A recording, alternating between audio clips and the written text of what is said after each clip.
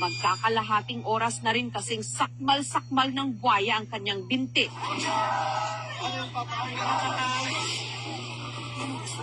Maya-maya pa, dumating na si Tata. Pag-abot din ako dito sa sulod, naluoy yung katanaw sa tao kong giperti, singgit yun. Tabang, kay di na daw siya muusab. Ikuha din ako to ako ang stick. Muna pag-tuwing ako sa yagikan kasi sa gamay. Wala na kong biyahe ang stick. Dito na po sa gilingaw. Dahil akong gingan mga tao na kuhaan ninyo katong napakan. Then kadagan din tao sa daplin. Mga to ilan na yung yawas. Si Arthur, dali-daling lumabas ng kulungan. Nandun na sa tabi, tinulungan na ng mga rescuer. Nalunod sila kami sa rapunan. Pero bali ang tiil sa Misulod. Binabandage saka dinala doon sa hospital. Si Arthur, himalang nakaligtas. Nagbigay kami ng pain meds, antibiotics kasi very risky ang